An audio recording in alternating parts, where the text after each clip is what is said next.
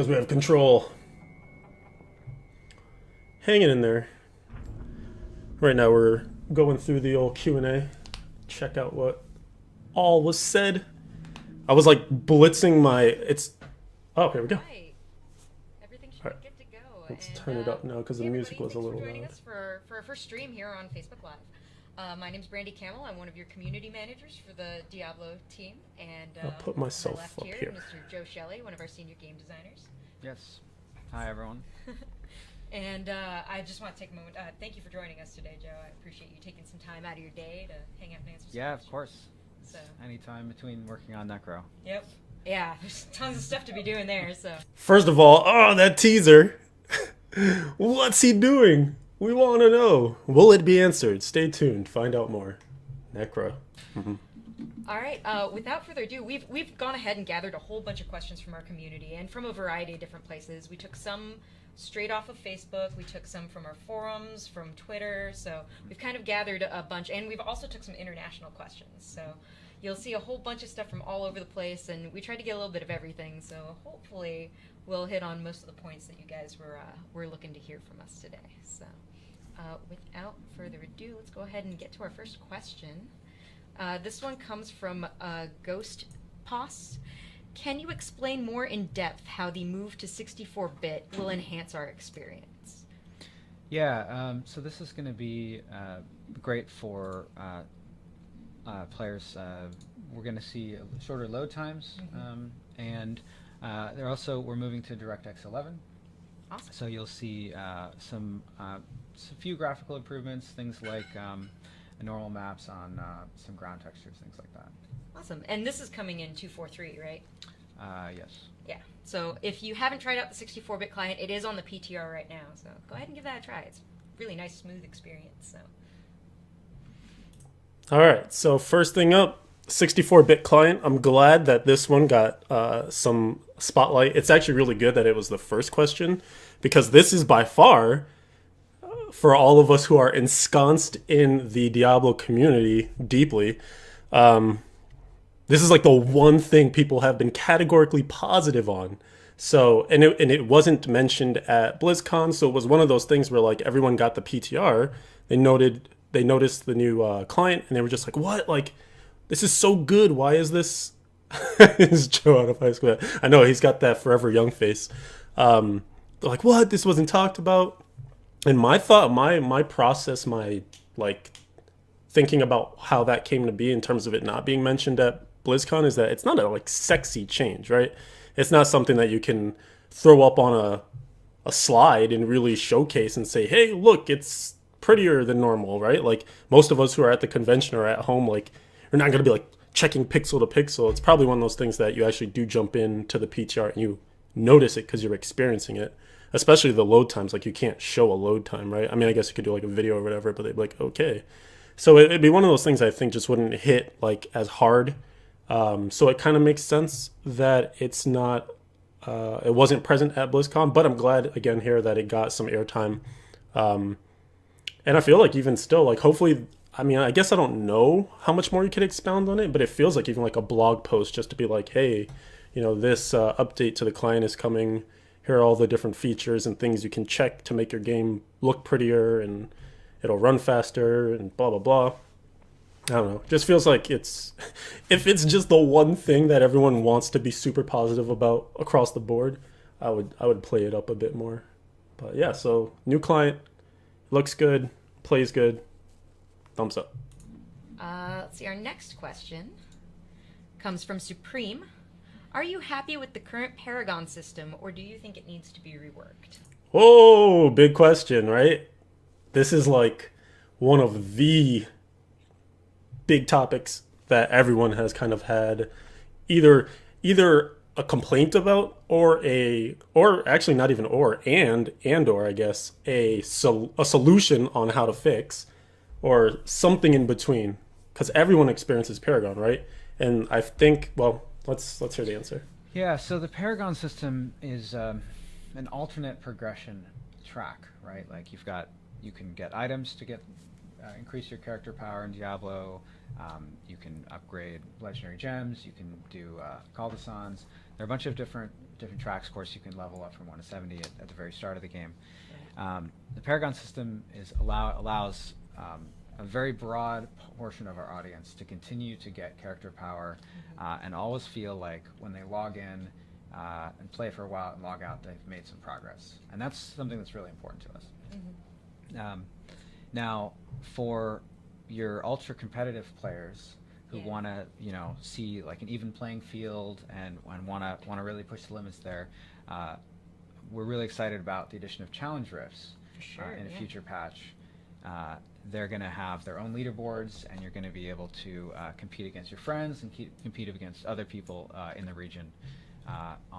With everyone starts with the same character and same powers, and just straight up who can get the lowest time. Yeah, and this is a feature we talked about briefly at BlizzCon. So. We did, yeah. We announced it at BlizzCon. We're pretty excited about it. It's really coming along nicely. Awesome. Yeah, I'm looking forward to diving in there. I know the chicken playtest was like crazy awesome on the team. So. Yeah, we had we've had a series of playtests where we test with different builds, and of course the builds for challenge rifts are going to come from the players themselves. Right. So actual players who have actually done a rift, you're going to be challenged to beat their time, and you'll be rewarded with some bounty materials, crafting materials, those kinds of things. We're going to get a big pile of those just for beating the player's time, and then beyond that, you can compete to see with your friends on the leaderboards and in your region, like I was saying. Yeah. Awesome. All right. So this question kind of was answered, but kind of was not answered, right? I think that there was two parts to it. One was the first part where Joe basically told us what the Paragon system is, and I guess in a way kind of explained how the developers view it in particular, kind of some of their jargon behind it and its importance to the team. So we understand that it is seen as an alternate progression track. It's something else that you can do to power up your character. It's something that you can continually do to power up your character. I think we all get that. And I think that potentially that is one of the main issues, right? Is that you can just keep leveling up your characters to the point where the people who have A, the efficient parties, or B, the most time on their hands are the ones who get the furthest. And again, it's gonna you'll have to figure out what side of the coin you fall in there, because I feel like on the one hand, players should be rewarded for time spent in the game. If you're one of those people who are going to grind super hard, you should get a reward out of that, which should kind of translate to more power. And as a result, you should be one of the ones who are at the top of the leaderboards because you put in the most time, you put in the most effort. But does that reward go too far is kind of the big, and maybe the question wasn't specific enough, maybe, I'm not sure. But even the mention of just like the rework, it wasn't mentioned, but then it was a pivot, right? Joe didn't talk about a rework per se, but he talked about challenge rifts. So it kind of seems like maybe challenge rifts are being stuck in there as sort of the answer to the Paragon question. It doesn't solve the issue, but it kind of gives you something else to do if you want to escape the Paragon issue. But at the same time, it is different from challenge rifts, I'm saying. It is different from seasons. So even if you want to participate in seasons, or if you don't see yourself as a challenge rifts player, then you're still going to have the issue of Paragon and how it should or shouldn't be solved. I'm not sure if they're tackling it or if challenge rifts is just going to be a thing that they have. And for those of you who are really fed up with Paragon, just do challenge rifts. But I guess I'll be curious to see if it's still a major complaint when CRs are out, just because maybe CRs end up being so addictive and so fun that no one cares anymore. And maybe that's what they're hoping. I'm not sure. But this one, I think will still continue to be a hotbed topic. I'm not sure we've heard the end of the whole Paragon thing and players wanting more from the system. I can't wait for that. That'll be great. So our next question comes from Spawn. Do we have plans to rework Barbarian's Wrath of the Waste set? So we do have some changes already on PTR for this, right? Yeah, so we've done a couple of passes on this set. The intention, just to be clear from the start, is to increase the power of the Wrath of the Waste set. Right. And we've we've made some additional changes that are going to be going out on PTR soon, I believe, that will help us get to that goal. Right. In 2.4.3, we've actually taken a look at some of the sets that weren't performing as well, where we felt like we could make strategic changes to bring them up and get a little bit more play diversity Right. across all the classes. You've got Rolands, Marauders, Yep. Innas, Aircures, Delciers, and of course Wrath of the Waste. Right. So with Wrath of the Waste specifically, a big part of the gameplay is this concept of throwing tornadoes at the monsters, and we think that there's some interesting gameplay there. We don't want the tornadoes to be completely meaningless, and we've actually done some gameplay optimizations to Whirlwind and to the tornadoes to make sure that they can perform, perform well Right. performance-wise, so that there's no concerns there. But we think that the balance prior to 2.4.3 too heavily favored the tornadoes. So we're shooting for more of like a 60% of your damage comes from Whirlwind, and maybe about 40% comes from the tornadoes. your actual tornadoes. So that's what you'll see in 2.4.3 as we sort of hone in on that balance. Very cool. All right. So this is a good question, obviously, and a good answer here. Wrath of the Waste seems to be one of those sets that the Barbs just will not let go of. We had the developer, we had the developer blog on it. The one where they would talk about how they wanted to change it and some of the issues. And it actually sounds like they were able to address some of those issues. One of the big things was they didn't necessarily want everyone playing Whirlwind because all the optimizations that weren't yet in the game made it so that it was like a heavy strain on system resources and the server and things like that. So it sounds like they were able to optimize enough to allow for a ton of people who might want to play Wrath of the Waste to be able to do so. And of course, as we see it right now in PTR, it is buffed. And they did make it so that it's more Whirlwind that's putting out your damage than the tornadoes. So that's good. And then he also just mentioned sort of like at a glance as well too, that they decided to then take a look at all the other kind of underperforming sets too, one across all the different classes. And that's reflected in the PTR right now as well too.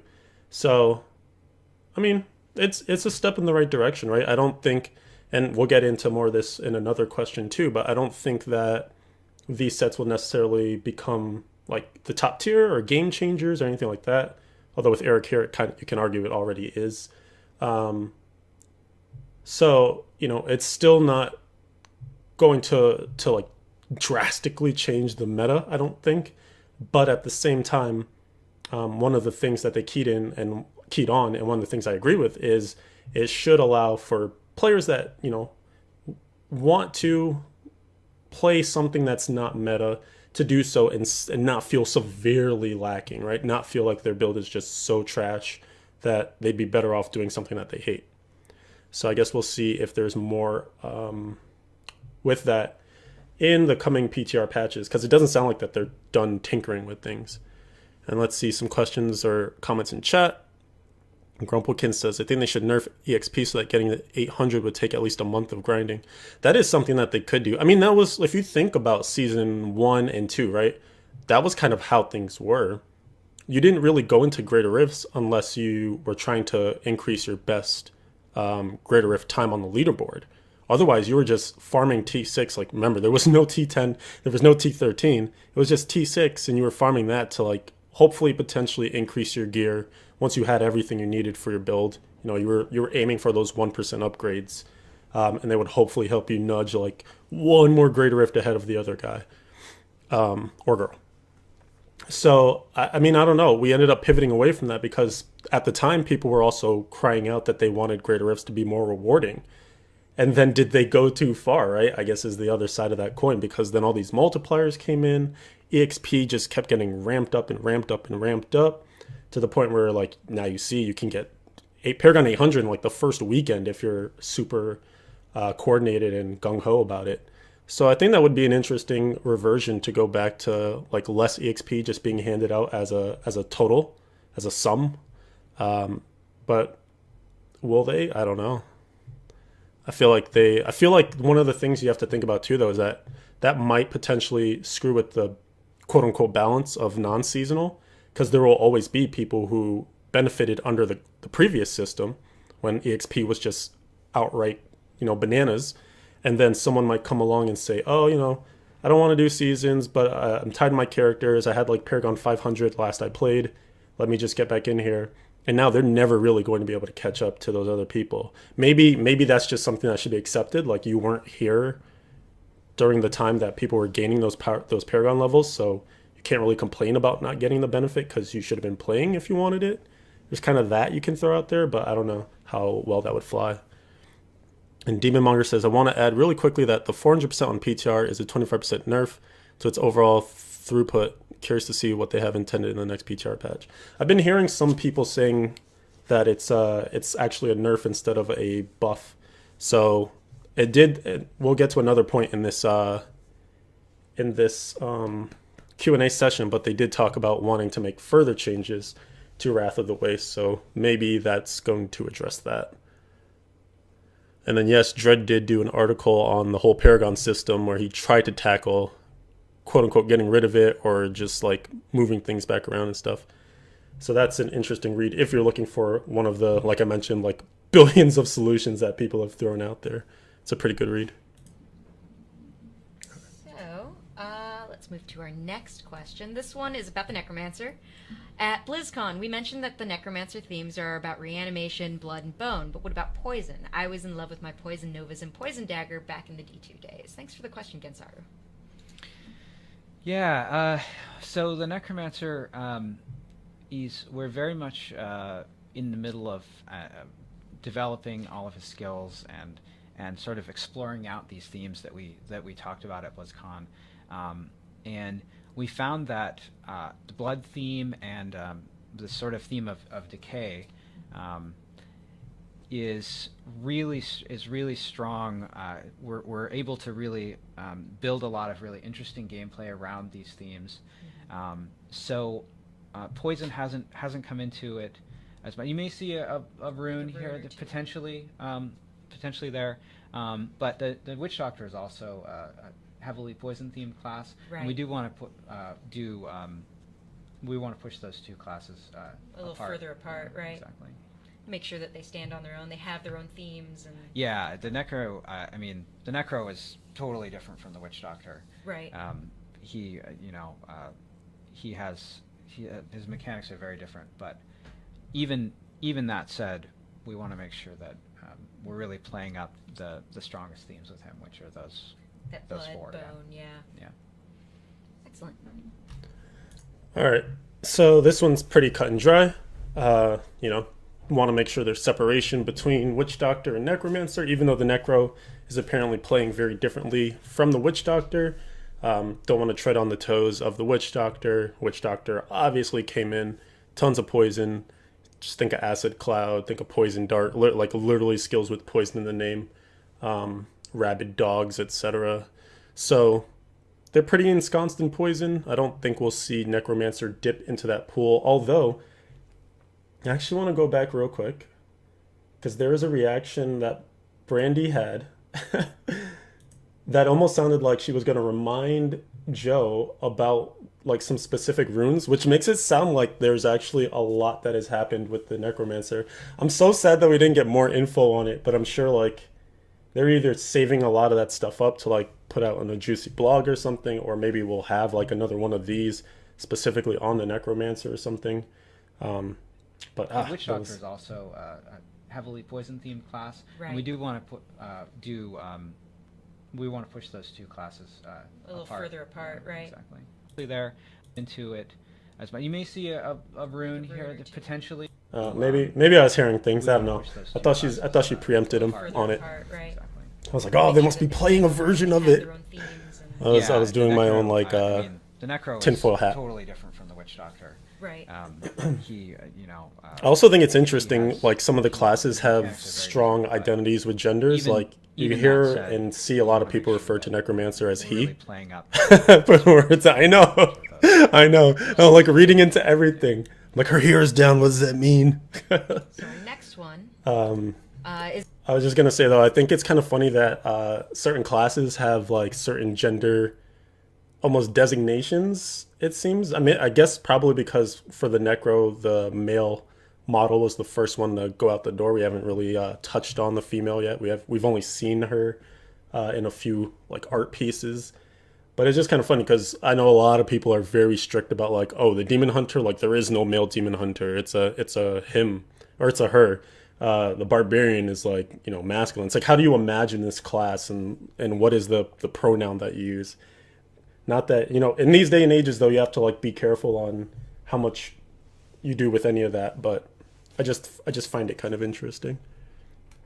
You need big hair. Ah, I get it. I get it. Yeah, yeah. Like our good buddy Lore. The big hair club. That dude's got a fierce mane. You definitely had some volume today though. an anonymously submitted question, and this one is: will the PS4 and Xbox One players be getting the anniversary patch and event at the same time as PC and Mac players? Yes, they will. Yeah. Our console players are first-class citizens. I like this answer. Remember, of course, that we're also bringing seasons to Consoles, yeah. in a future patch this year.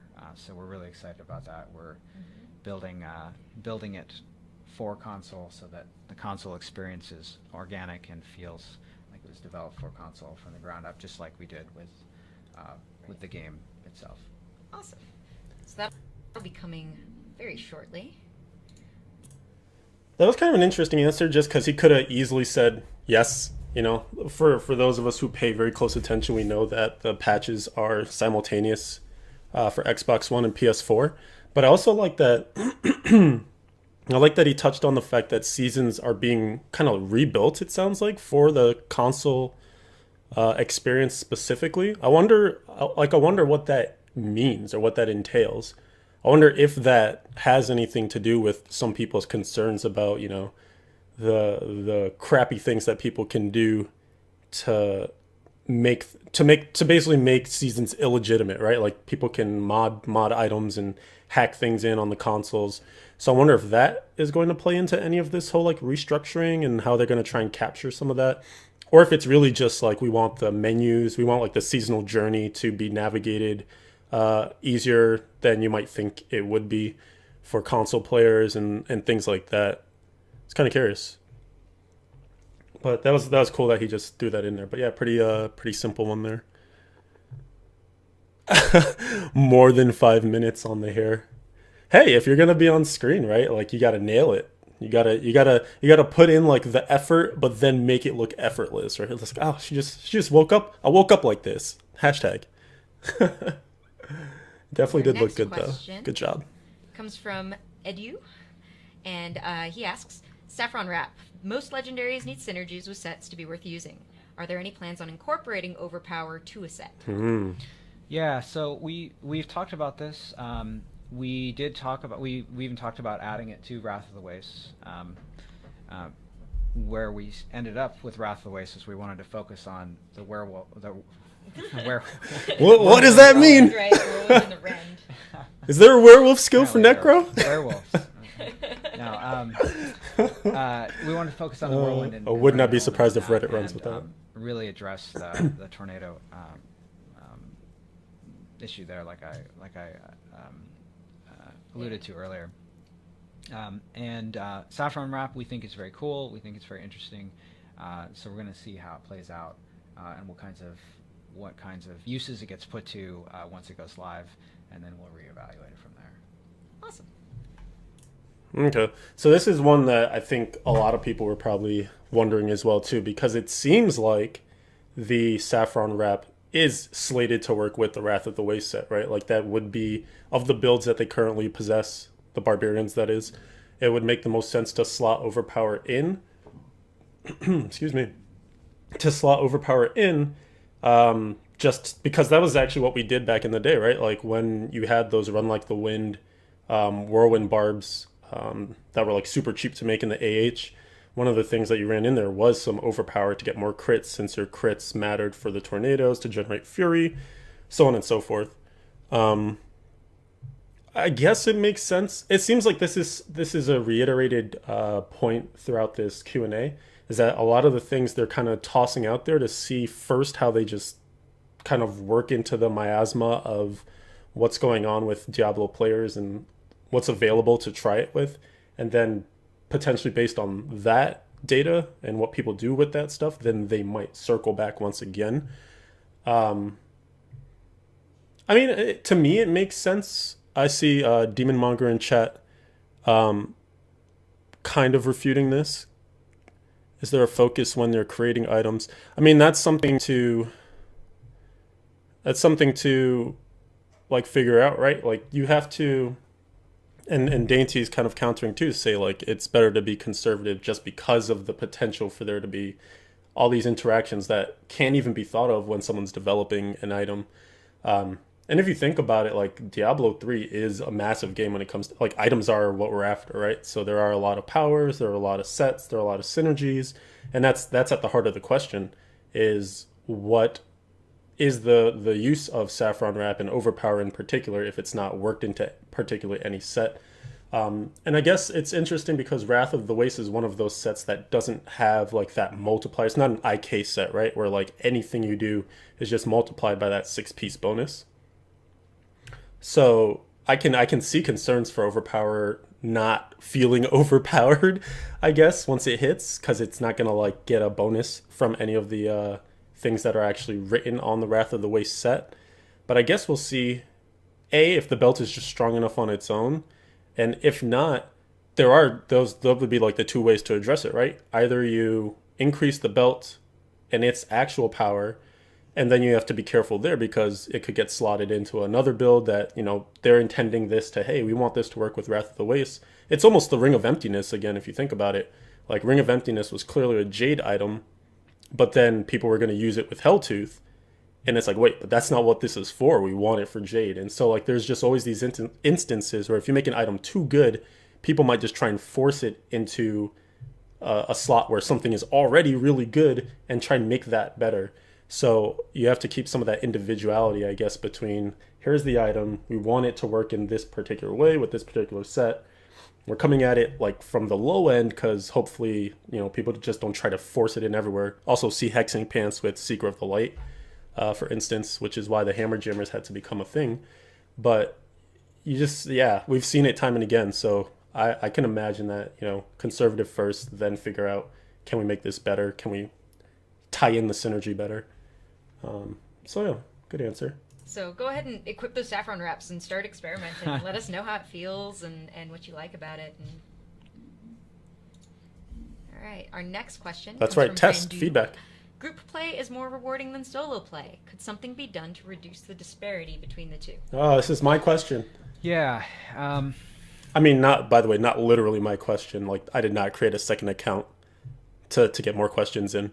Although none of my questions got picked, by the way, but they were kind of sort of picked in a way because some of my questions were other people's questions. But this is like, I say this is my question because, I came from the solo school. Like, that is my jam. I love solo play. I love my people. I love group play too now more than I used to. But just that feel from that competitive standpoint where it feels so mandatory. There are some days you just want to kind of like kick back and do solo, and to some degree it's allowed for in a season. But again, Paragon, right? Most things come back to Paragon. Unless you're like aiming to be the best of the best of the best, then you can't really ever go solo because groups are so important. But anyways, question, here's the answer. So this is something that we are looking at very carefully. We would like to make some changes here to make the solo play experience more fun when you're doing bounties. And we're working right now on exactly what the changes what changes we can make to accomplish that are. We always kind of go through different like iterations and experiments and figure out what works, what doesn't work. Yeah, but it's absolutely something that's on our radar. For sure. Okay, kind of spaced out because I was typing in chat. But I remember the answer to this question, and the one thing that intrigued me was just it's something I think it's to be honest, I think it's always something that they're thinking about and looking at because even if you remember back to BlizzCon 2015, one of the big things and takeaways from that was, some of the nerfing of, or sure, call it nerfing, like bringing closer the gap between group and solo. Like they had openly admitted that groups are way better than playing solo. You get all this experience and stuff. So then they made that change to like rubies and the helm. Where at level 70, you're getting like nothing from it anymore. So it's kind of supposed to close the gap. And also that was when the change to adventure mode came in, where your kill streaks, massacre bonuses, there you go, began being really lucrative. So that was something that potentially was supposed to help. But I think it closed things a little bit, but obviously not enough to make a huge difference because groups are still by far better. And I think they always will be. But it's always just that like gap of disparity that people would like to see closed further. But at least the answer here with stuff about bounties, like even that would be a huge help because bounties are so much more efficient in groups. As someone who has literally been playing Season 8 solo the entire time, bounties have been one of the more time-consuming things, and especially because I'm running a Legacy of Nightmares set where bounties is so important because re-rolling pieces in the cube or reforging is one of the easiest ways to prop up and improve your Legacy of Nightmares set.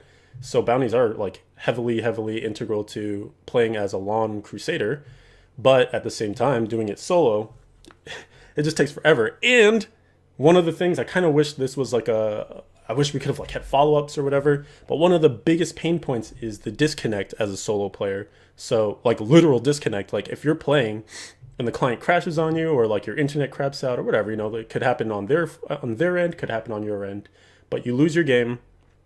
Hopefully you don't die as a hardcore character, but you log back in and it's like, well, crap, I was doing, a bunch of acts and I didn't pick up my bonuses yet or whatever.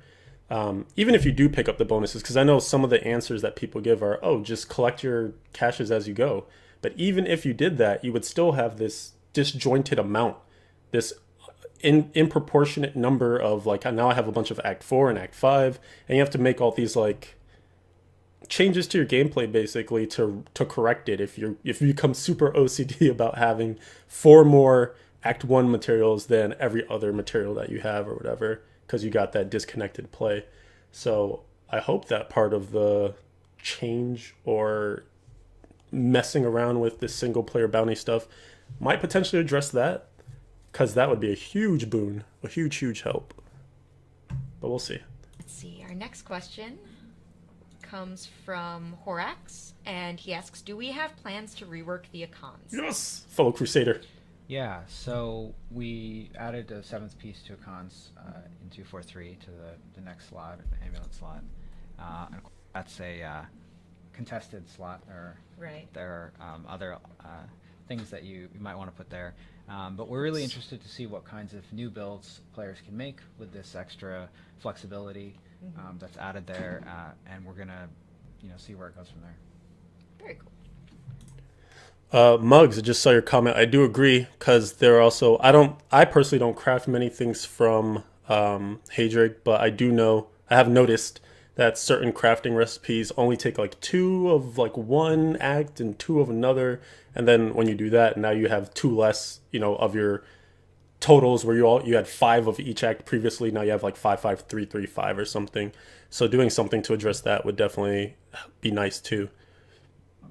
Can you ask a noob hardcore disconnect question? Yes, of course, please.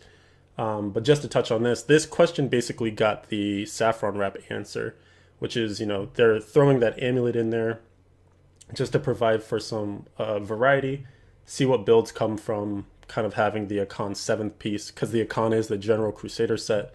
And again, that's going to be one where if you throw in another piece, could be tons of synergy. Like even right now, people use Icon 6 and Invoker 2. So adding an amulet could now make it, you can do a Con 6 Invoker 4 or something like that. But actually, because it's an amulet, it is a highly contested slot, like Joe said. So you almost likely won't see many concerns about it being too mixed up, because a lot of people still need that Hellfire, or even more importantly, that Traveler's Pledge to complete the Endless Walk set. So I think we'll see probably not too much change on the icons in terms of what players do, um, just by adding the amulet. But I think it's going to take a rework of the powers on the actual set itself before people do anything crazy with it, or like make anything like super out of this world. I think the biggest shift you might see is just that like they had mentioned in the blog post on this one as well. You might see a sage mix. If people really want to focus on death's breaths, you might see people do low level, quote unquote low level, like a T8, T9 speed setup or something, and mix that in as well too. You play hardcore WD because of the pets. If your internet goes out, your pets keep attacking. Yes, they do. That's why initially, for two reasons, witch doctors were one of the best hardcore characters to roll, because they were one of two, if I recall correctly. Monks and witch doctors were the only classes that had cheat deaths. And then, of course, witch doctors in particular were going to be exceptionally hardier during disconnects, because their pets were meat shields that had to, the monsters had to get through before they got to you. But also there was the potential that the monsters could kill the threat, or the pets could kill the threat before they killed you. So it was always a nice reason to roll a witch doctor in hardcore. And that's kind of why Thorns is so nice for Crusaders as well too, because sometimes the monsters might be attacking you, but they'll kill themselves before they kill you. Next question. So another anonymous question was submitted. This one is, are there any plans to add more achievements? Achievement hunters.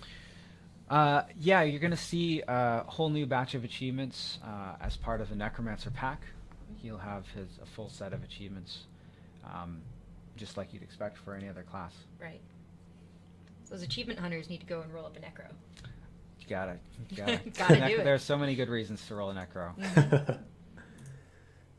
And that makes sense. Of course, I guess that actually answers something that hadn't been previously noted before. It's so repetitive. We didn't know if there were going to be achievements tied specifically to the Necromancer. I mean, we kind of assumed it makes sense for them to do so, right? But we didn't know for certain. So now we know, which is cool. Everyone who loves achievements. Actually, I know a lot of people who maxed out their achievements to 100% previous to ROS. Then ROS came out, and they acted like they were unhappy. They're like, oh man, no, I have 88%. I have so much work to do. Or not even, it was a huge amount actually. It's probably no, I have 55%. But obviously they were super stoked because now they have more achievements to hunt. So pretty simple question, pretty simple answer. More achievements coming with Necro. Wizards had oh yeah, that's right. Wizards had the something anomaly. Unstable and anomaly. That's totally the same question. I did not rotate to the next one. So Achievements in new set dungeons. Yeah, we knew set dungeons, and that makes sense too. If there's going to be set dungeons, then of course achievements are tied with set dungeons, so there would be more achievements as well too. Next question. It's live because I'm messing up. So, how do the devs feel about the sets that vastly outperform others, such as Firebirds? What kind of changes can we look forward to regarding set balance, if any? So this one comes from Brogoth. I believe this one was on our forums. So we, our philosophy in general for situations where maybe something is perceived as being too strong is that we don't want you to do something Thursday night and then log in Friday morning and be unable to do that same thing, unable to clear the same Greater Rift level or something. You never want to log in weaker. Exactly. So we're very, very careful about making those kinds of changes to things that are perceived as too strong. Mm-hmm. So in this situation for 243, we've buffed some of the other sets for the classes, and the goal there is to sort of get play styles, get people able to sort of check out some of the play styles that they enjoy without feeling like it's completely like that they're being way left behind. Exactly. Right. Yeah. So providing some more variety in gameplay. Yeah, and that's something that we plan to continue monitoring, and these kinds of strategic changes are something that you could see more of in the future, potentially. Very cool. Yes. To Muggs, yes, to your credit, this is a common answer that we hear. I almost feel like it's part of the media training. It's a phrase that they probably get, like, hey, throw this out there. Don't want people to log on and feel weak. So it's, you know what it is? It's their way of saying that they don't want to nerf anything. I don't think they like to use the word nerf. They do like to use the word buff, but I don't think you ever really hear them say nerf. And I think this is that answer when they want to say nerf, but they don't say nerf. I think there's a lot to, like, if you are really interested in communication and like creating player psychology and reputation between two parties and things like that, I think a lot of that has to do with the way that questions get answered, because they're trying to like they're trying to tell you no without telling you no, basically, in a way, but also just like avoid negatives and stuff too. So like they're not going to say nerf, but they'll tell you that we're actually doing this as a positive thing for you. We don't want you to feel weak, so there will be no like adjustments to stuff that seems really OP. In any case, though, the thing I'm more interested in this answer is that the question is particularly about set balancing when something is OP, and the answer was more towards play styles. And so I think the balance in that case is more in options and not necessarily in best options. It seems like right now the focus is to just get playstyles that have fallen behind, fallen off the wagon, or whatever the phrasing you want to use. Things that used to be in fashion are now like not hot anymore. They're trying to get them back up to snuff a little bit, but not brought up to the level of what's OP, it sounds like. And I think that's probably part of that whole like conservative approach of, we want this to be better, but if we push the numbers too far, will it just take over and be the next best thing? Because then you just fix one problem by creating another problem. If I'm getting into the head of what is going on back at Blizzard. So I think this is okay to start, but I think like Joe was talking about at the end, like they will do more of these strategic uppings of these lower class sets, I guess. That's good. I hope that does happen, because I think it'll be good initially to get just some of that, like people who want to play Nats again can play, or I guess Nats, sorry, bad example. People who want to play Marauders again might be able to do so and feel good about it, feel that they're not just like, wasting their time because UE is just leagues better. Maybe it's like a bit better, but not leagues better, so that they just are like, I should just trash this set to begin with. But I think when you look at, and I guess it's like a vocal minority too, because the people who are going to be the most concerned about this are the most competitive players, because they want that diversity at the top. They don't want to just be penned into one set. But if the ultra competitive players are honest with themselves, there probably always will be that one thing, and they will do it because it's the best way to get to the top. So even then, it's going to be really tough to get true balance where, like, unless every set looked exactly the same and all the skills operated exactly the same, like multi-shot fired at the exact same rate and the exact same spread as a rapid fire did, as cluster arrow did, it's going to be really tough when the sets are based around skills to get pure balance, because some skills just operate better than others. Some skills have a better way to be buffed up than others, and the way that they go about buffing up those skills through the sets and through the various items and powers is different from class to class, from set to set, etc., etc. So I think just by having flavor, that also messes with potential power balance.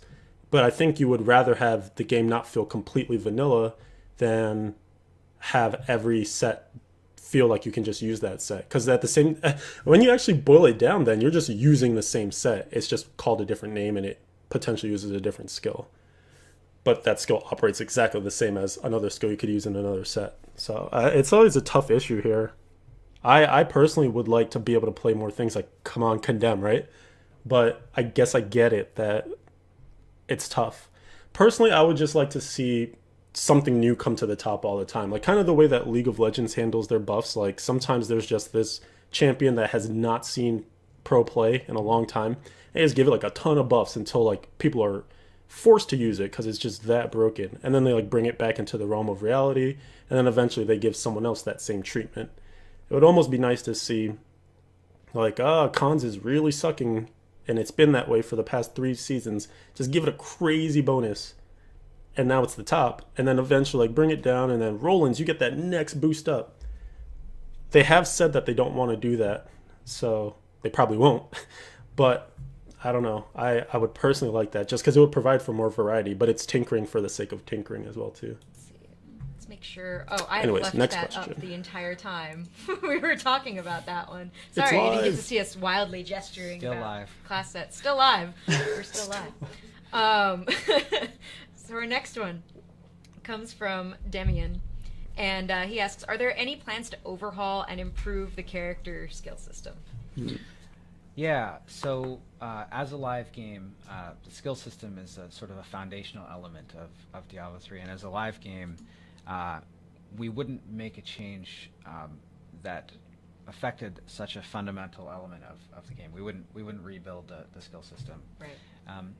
Beyond that, the way that the flexibility that the skill system affords in Diablo 3 allows us to make legendary items that have the wildly different and crazy powers that you see, and then when you see one of these legendaries, you can pick it up and try to make a build with it without being hamstrung by what the sorts of things that a more restrictive skill system might limit you to. So you can immediately try that out. You can come up with new builds, and that's part of why we were able to make things like Lawn. Awesome. So message from Longshot, I can barely hear him. The audio was a little quiet, but I think I also have my web browser turned down a little bit, so let me turn it up a little bit more. Shoot, I need to get to... Alright, hold on. One sec. I need to get to a certain screen. Let's see. Whoops. Here's your... Pause. Alright, let me get here real quick. Pump that gem a little bit. This might come in a little hotter now, so I'll adjust the volume as we go. And we're back. All right. This one area feels in a really good position. Skills are fine, in my opinion, unless he means the legs that support them. Yeah, so this question, this answer, it seemed like it's kind of one of the things where people talk about, like, we're just limited to 6 skills, maybe. That's what I was getting. At least it seemed that was the interpretation for the answer that we got. And it seems like that's locked in, right? Like that is the reason, that is just the way it is. Like it's a foundational part of the way that the game is built. And to mess with that would probably have like huge ramifications, not just like in the actual client itself, but also based on all the way that the game has been being built, right? Like the sets, the items, the powers, etc. I guess the spin that he put on it was that it kind of is the thing that provides them with the ability to make crazy powers, to do a lot more with the buffing of skills and things like that, or like to unlock multiple runes, have some skills trigger other skills and things like that, because they know that there's a 6 skill limitation, I guess. Which I guess makes sense if that is the design philosophy, if that is true, and we take him at his word, then I think that seems fine. Joe's a quiet dude. You had him cranked up higher, but didn't want to risk it being maxed out. Yeah.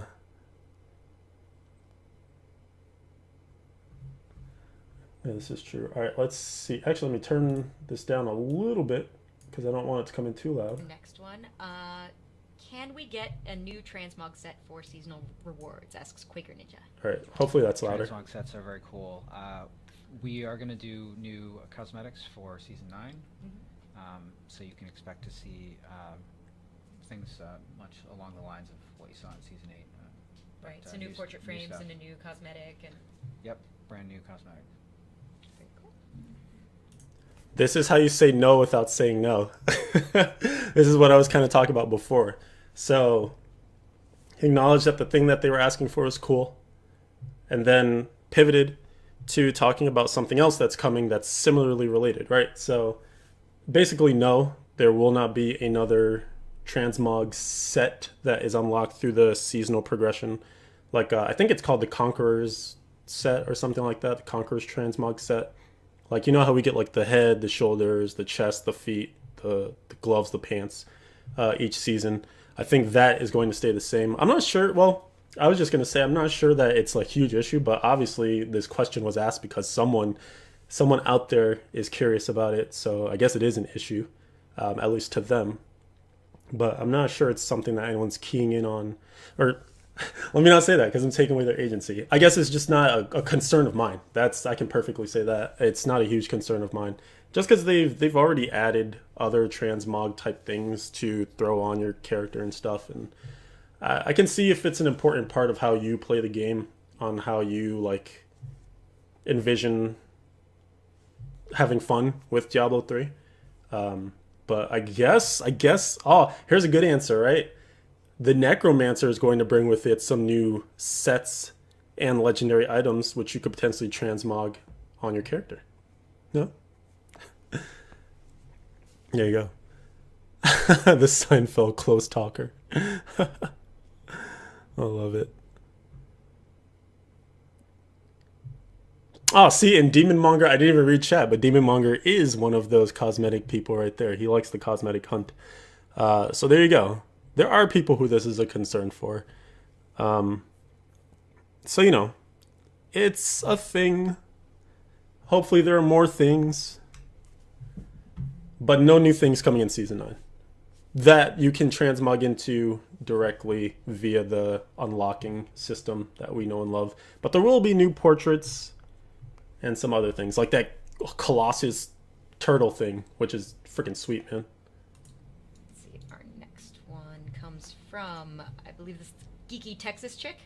Asks, can we get info as to the timeline for Season 8 ending and Season 9 starting? I know a lot of you guys want the answer to this question. Of course this one was going to pop up, right? I'm surprised, well, I was almost about to spoil the answer, but of course this question was going to pop up. And just to finish on transmogs, Muggs says, I want to see the ability to transmog all one-handers as the same so that fists can do swords, etc. I prefer wings and pets. I wasn't aware that that still wasn't a thing. For Crusaders, you can actually transmog like flails and things into, or maybe it's the other way around. I think you can transmog swords into flails, which seems like it would be unique because they're so different.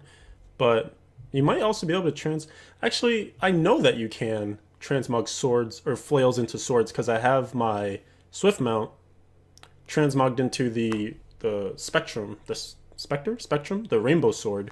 So I'm surprised that you don't have that for the fist weapons and things. But I know that there was something about like it has to have the same animation, right? Like the slash might be different from a punch or something. I don't know. Yes. So we are going to announce season more dates. Information about when Season 8 ends very soon. Very soon. We typically announce that in a blog post, so Yes. keep an eye out for that. And Season 9 is going to start shortly after Season 8 ends, and you can expect to see that somewhere around the release of patch 2.3. Yeah. All right. Now, maybe reading into this one, but it sounds like I'm looking at my watch, guys, which I'm not wearing a watch. Today is the 15th of December, right? I would not be surprised to see this blog come down tomorrow. It sounded like it was very close. I guess that's all I'm saying, is that it sounded like the blog post was like, it's in the bank, it's written, it's coming, it's done. But just in my imaginings with how this whole timeline works, tomorrow's the 16th. If we get our 2-week minimum warning, which is, you know, what we have been getting for the past few seasons, yes, that would end this season earlier than the normal 3 months that we've been aiming for, and the team has been aiming for. But it would make sense with the line that season ends, end of December. You know, Blizzard peeps are off on their holiday break. They come back into the office like first week January. Then they get rolling, launch a new patch, season launches after that, all hunky-dory. But then you also roll out the anniversary event like early in January, early enough so that enough people can experience it and play with it and stuff like that. So it would make sense just for that timing. But all guessing, all conjecture, I don't know. But I have a feeling this one's close. If it comes out tomorrow, we can celebrate 24 hours from now. We'll do this. Woo-hoo. That'll be our celebration. All right. Let's see, scroll down here a bit. We've got a bunch of questions. So our next one comes from Muzz, and he asks, will there be an alternative true endgame that can compete with Greater Rifts? Muggs, is this you? So kind of get into the philosophy, sort of the background for this question a little bit. We see seasons as a way to continue to engage with the game over a long period of time, and we think that seasons really helps keep the game fresh by allowing you to play all the different classes, and with season journeys, the season journey and the changes to the season journey, you know, with the new sets and everything each season. So that is an end game. Right. Now, to answer your literal question, like for people who want to take the same character and make sure that that character is as strong as they can get and max out all their legendary gems and call the sans and get Paragon up and everything, Greater Rifts are the place to do that. Right. They're a great place to do that, and they're serving that purpose. Okay. And then, I mean, as we mentioned before, like for the really truly competitive people who want that even playing ground, you know, that's sort of the focus of Challenge Rifts coming in the future. So yeah, they should look forward to Challenge Rifts coming out and being able to check them out. I don't think we mentioned it here, but as part of our announcement for Challenge Rifts, we do plan to see new Challenge Rifts on a regular basis. So you're going to be getting a new build to check out from a new player fairly frequently on a very regular basis. Yeah. All right. Okay. So this one was kind of just like status quo, right? Are Greater Rifts going to be the end all be all for endgame? The answer is basically yes. It is the way that we will progress our characters once we're done with getting to level 70, getting geared up, etc. Like, you will just have that grind to continue. I mean, it's built, the way that it's built, there kind of can be, let me not say that, there could be different ways to throw in new, like, game features or game modes or whatever that might argue with Greater Rifts as an endgame. But when you think about like Call to Sans Despair, gem leveling, Paragon, experience, Greater Rift leaderboards, etc., like, it's all so neatly tied together that it kind of is what makes the season, right? And it's like the only facet for non-seasonal, right, is Greater Rift competition, Greater Rift grinding. So like, it is so tightly balled into what is left for players to do when they run out of things to do, that like, how do you undo that, right? Like, how do you make other things that compete with that? I guess my point is that it will always be a thing you have to do. There might be other things, like Brandy mentions, the challenge rifts, that could like compete with your time for players who maybe don't want to do the Paragon grind. Again, it all comes back to Paragon, right? For players that don't want to go through that and stay dedicated for an entire 3-month season, maybe you play seasons early on, you get your conquest done, you get your early, like, first week leaderboard positions or whatever, and then you just go to challenge rifts, and that's what you do until the next season rolls out. So that could be, if you look at it, kind of like multiple end games. But I guess, you know, with Joe's answer, as far as like seasons being like one of their ideas of endgame, it kind of makes sense. And then with Greater Rifts tied in the way that they are, it kind of makes sense that that is just like the thing, you know. It's going to be tough to unseat Greater Rifts as the end all, the end all be all, the end game all, be game all thing. So it's until, like, you would have to, I don't know what you would have to do, honestly. But I think we'll need to see what the impact of challenge rifts are before we can determine just how bad is it, right? Like, just how unavoidable is it that Greater Rifts are that commanding? If challenge rifts don't come in and disrupt that whole flow of what we do, then I think we can reapproach this question and be like, there needs to be something else, or like, can we think of something else? But I think challenge rifts, like, if they come out right, man, I think they really could be the thing that answers a lot of questions. It might not fix things that exist, but I think it can provide alternatives, and that might be good just for variety and other things to do. All right, next question. Thanks for the question, Mud. Also, hi Chronoside. What's up? Let's see. Our next one comes from GBrev13. Are there any plans to lessen the dominance of the Archon skill for wizards?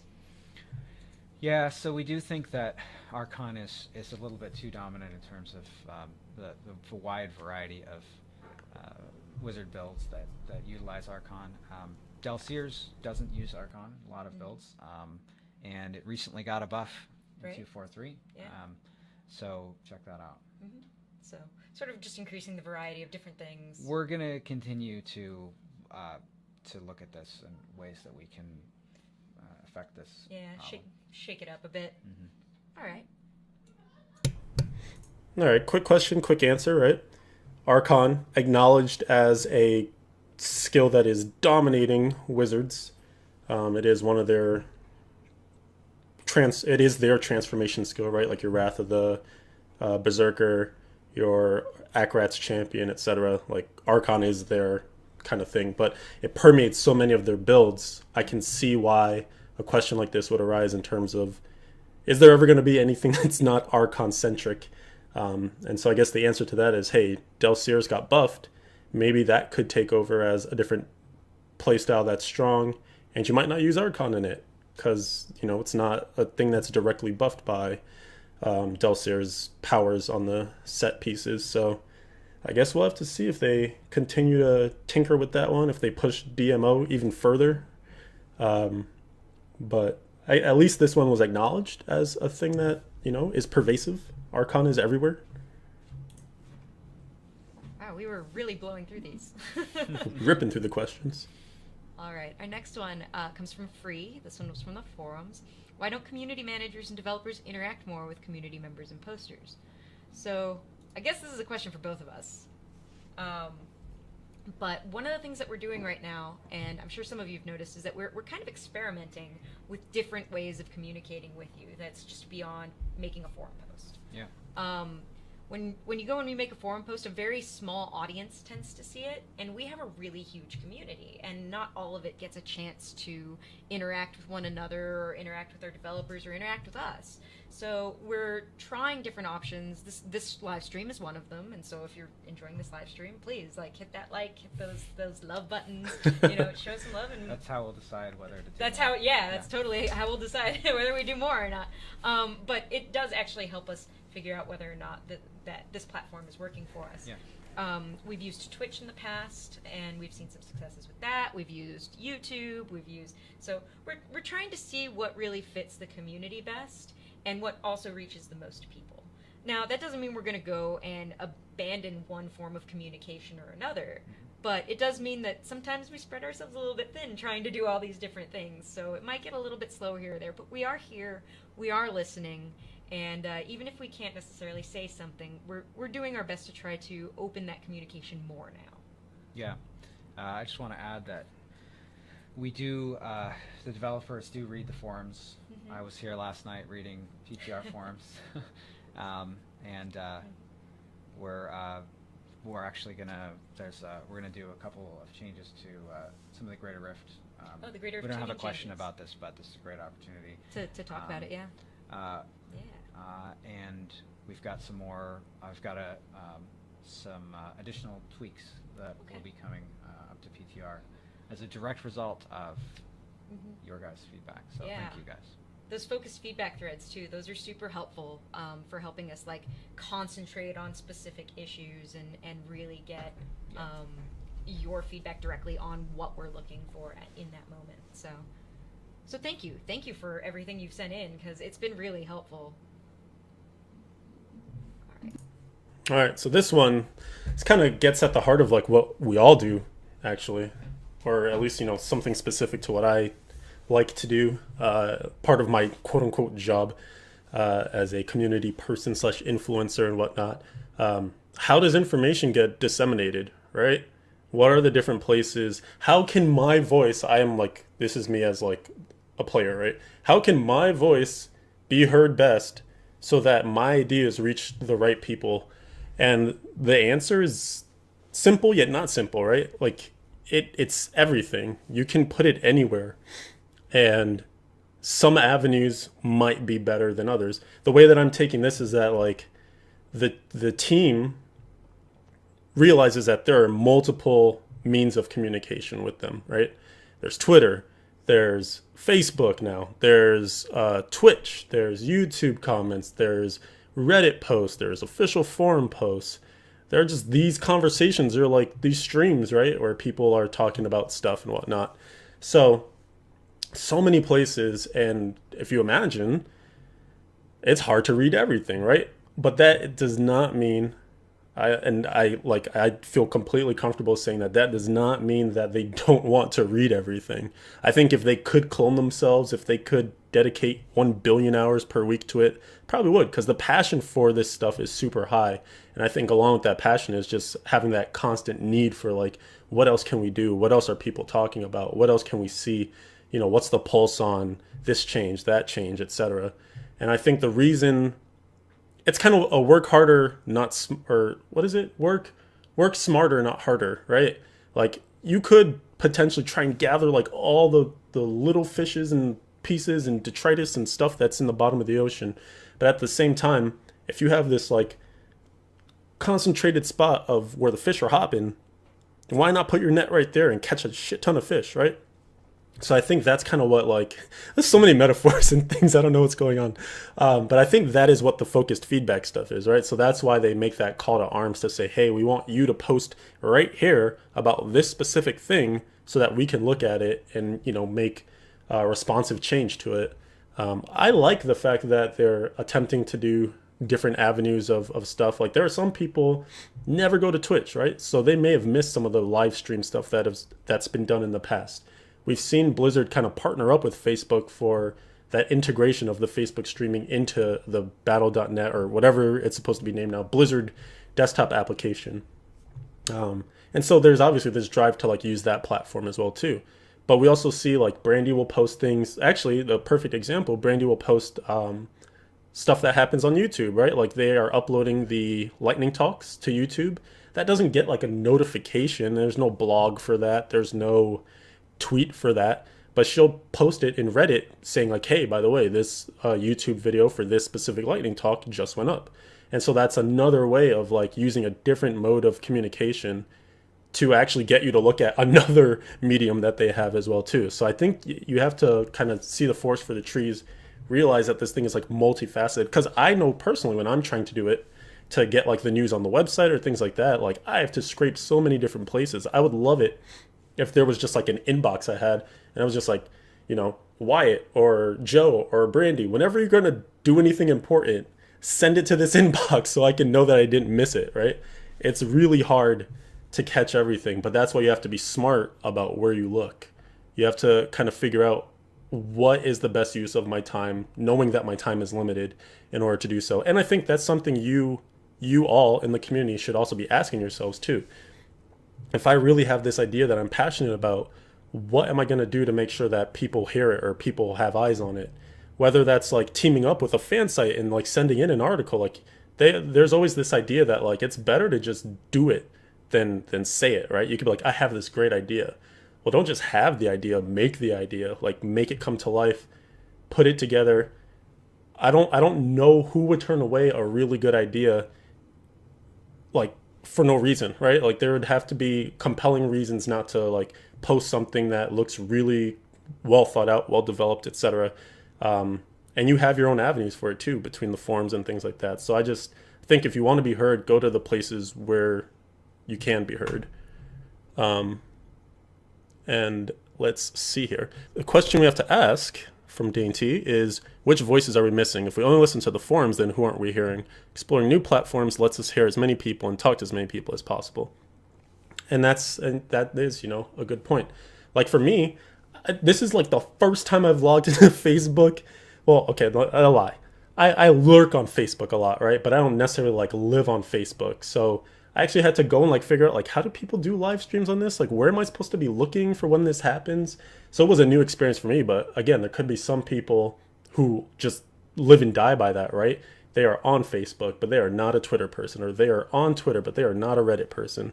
So there is that idea too that you could, by focusing on one specific avenue that seems like it's giving you really good info, and maybe it is, could still be neglecting an entire population or an entire like the whole idea of like international, right? Like some countries may not even have access to certain sites or use certain sites or things like that. So it's not a job that I envy by any means, even though I have like a small window into it. But I think it was cool that this question was picked up as well too, because not only does it give you their side of things, but it also helps to inform your own choices too, in terms of how you can be an effective member of the community. And also, what's up, Holy Knight, and what's up, Bracket? What's going on? We're reviewing the Q&A. We're actually almost to the end here, so I think we have like one or two more questions. I think we're actually down to the last one that we've gathered. Ah, there we go. Yeah. Last question. So we blew through this really quickly. I guess I know next time to gather, like... Next time we can take more questions. Yeah, next time we can definitely take more questions. Joe min-max the this crap is out of these on questions. A little bit more on the fun side. So, seeing as we work for Blizzard and work on the Diablo team, what kinds of things does a Diablo team want for Christmas? Yeah, so I can't speak for the whole team, of course. Right. But I did, before I came over here, I did take a poll of a couple other people in the same, who share an office with me, and let's see, I think Wyatt wanted some snow for Christmas. Some snow in Irvine. Down here in Irvine. But someone else immediately commented that they did not want snow in Irvine. So I don't know which one is going to win out. We'll see. I like to think the odds are in my favor. I think you might, yeah. If I just a little bit. You might make it.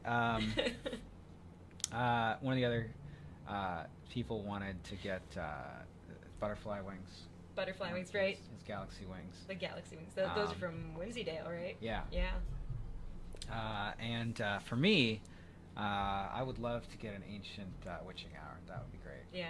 What build are you using like that? My last. What build are you using that for? Unhallowed Essence. Okay. Yeah. Well, hopefully that'll be in your stocking stuffer. I'm hoping. I don't know how I'm going to get the belt in the... in the stocking. Santa's going to get the belt in the stocking, but we'll see. All right. Well, I want to take a moment to thank you guys for tuning in, and of course to thank you, Joe, for joining. Yeah, of course. This kind of interaction is super important to us, and if you guys find it valuable, then let us know. Yeah, let us know. We would love to be able to do more things like this, and to do, kind of explore some of these other platforms like I mentioned earlier. So, thanks everybody for liking, sharing, and watching and hanging out with us today. I do want to say happy holidays to our community. We really hope that you have a wonderful rest of your year. And thank you for helping us celebrate this 20th anniversary of Diablo that we have. Absolutely. Coming up on the 31st. That is super exciting for everybody on the team. And the anniversary event will be going live shortly thereafter. So yeah, lock down all the changes, get everything good on PTR, and then get it all nice and shiny and out to you guys so you can get your hands on it and go get some of those godly plates of the whale. That's right. slay Diablo. Yep, slay Diablo. Get your soul stone. Yeah, jam it in your forehead. That's right. All the good stuff. Celebrate in traditional Diablo fashion. Yeah, it's gonna be a Diablo New Year. For sure.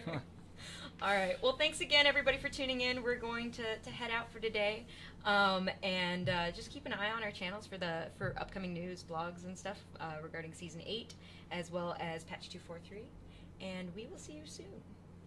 Thanks, everyone. Thanks, everyone. Goodbye. All right. So last question, and then general thoughts overall, criticisms, etc., witticisms, whatnot. Come on, camera. Okay, so last question. I'm glad that was asked, although that might be one that the community will probably like flame for or be like, oh, it's so dumb. Like, why would they end on a non-Diablo question, even though it was kind of Diablo related, but it like doesn't improve my game, so why even answer that?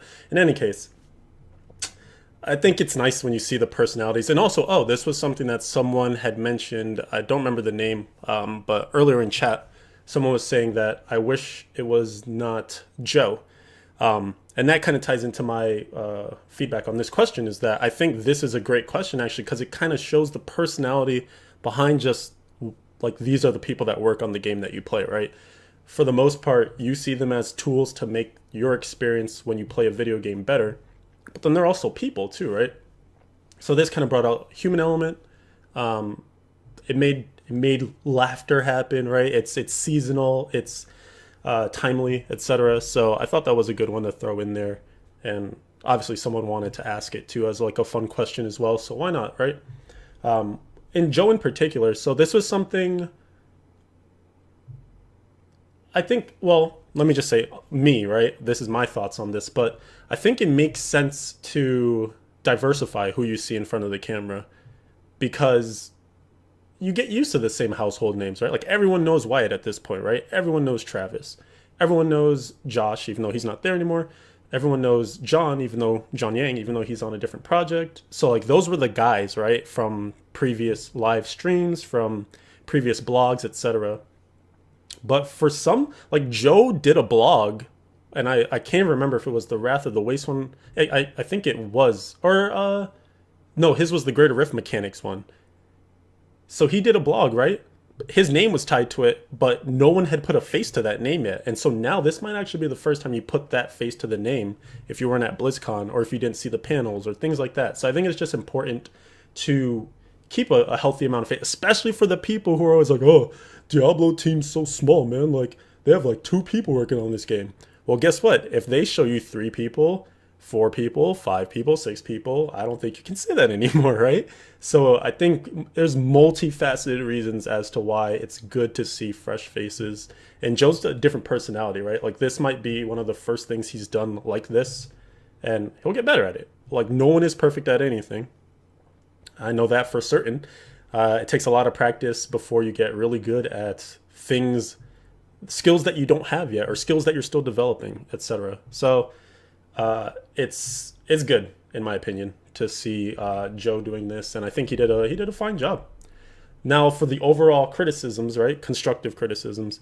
I think it's going to be okay if these are this short, if they happen frequently, right? And I don't know what a frequency is that makes it feel like it happens often. But if that's like every 2 weeks, every 3 weeks, maybe more than once a month, I think would be kind of the upper limit there. But if they're going to be, because I went into this thinking it was going to be like an hour, right? And I think if it were an hour, then you would be satisfied with, okay, we got a decent amount of content out of that, so this will be longer, or so we can expect a longer lag between the next one, right? But if you're like rapid firing through the questions, and to like no one's fault, right? Like Joe might just answer things really simply or efficiently or quickly if he doesn't feel like there's like enough or more to elaborate on. If he could have gone and spun a tale, because that's like a Wyatt thing, right? Like Wyatt will spin you a whole yarn, a story. This could have been like 3 hours, right? So there's just different styles that people are going to have and whatnot, which might amount for a lot for different amounts of time taken for questions and stuff. I know for me, right? Like I can't go. You could ask me to sum this up in a minute and I would go over by 5 minutes, right? Like I am one of those types of people that will try to find 8 different words to say the exact same thing. Some people are way better at that. So I don't know. It's going to be kind of what you make of it in terms of what you got out of it. Some people feel like you can actually do more with less too, right? Like if he just like boom, boom, boom answered your questions, then you got to go about your day, especially with this whole like TLDR community that we've become. In terms of like, give me the highlights. I don't want to spend 18 hours watching a video, etc. Maybe this is better. But I think the time will be something that will be looked at and taken a few different ways. I liked that it felt more like it didn't feel rehearsed. It didn't have like a, here are the 8 questions and I hope you look at them and study your answers and stuff. Like it felt very like free flowing, off the cuff, like a conversation. Because I think that's always been the best format when Brandy has done these things with the devs, when it's more of this like give and take, you know, you say something, I chat back, you respond, rather than like you know, here's the bright light. Like, tell me where you were when you were making patch 2.4.3 yesterday. Or, you know what I mean? Like the whole SVU interrogation style thing. So I like when it's more just like non-confrontational. I think it gives some of that, again, chance for the personalities to shine through and stuff. So, and I guess one of the biggest takeaways, right, is that this is a work in progress. It was literally mentioned in the second to last question that it's an experiment, something they're trying. If it's successful, received well, they might do more. So I think it's important to get your voice heard on it. Like if you feel like, hey, I liked it, but it could have done this, right? Or hey, this was okay for me, but I would have liked to see XYZ, right? Like even some of the feedback people are giving right now, right? Like hop on the Facebook page and throw some of that into the comments and stuff too, because they'll parse that and then figure out, okay, this was something that, you know, was received successfully or received positively, and here's what we can do to improve it for the next time. Like I think any content creator values and loves that attention that people give when we're trying to figure out what our next project is going to be, right? There's nothing better than having a directed focus on, okay, last time they said I used the word too much, or I chopped up my sentences too much. So this time out, I'm focusing on that. So like next time you could say, hey, I wish there were more questions. And then next time, guess what? She comes with a mountain of questions and they don't even get to all of them or something. So, you know, it's potential for improvement, potential to do more. If it happens again, hopefully it happens again. I would love if it happened again, because I love these like insights into the process and whatnot. So hope you guys enjoyed my take on these things. It's fun to always go back and review. I actually realized that like as I was typing furiously, there were things that I missed the first time around too. So fun times. Dainty, thank you for stopping by. Take care. Hope you enjoyed listening to yourself again. You have a cool voice, by the way, so you should not dislike hearing your voice. It's pretty sweet. And okay, so yeah, so there won't be another one this month, which makes perfect sense, right? Like it's the holidays, it's the shutdown. We are expecting that. But hey, maybe next year we'll have some more things to look forward to. Figuring out the pacing and the cadence. Got it. Sweet.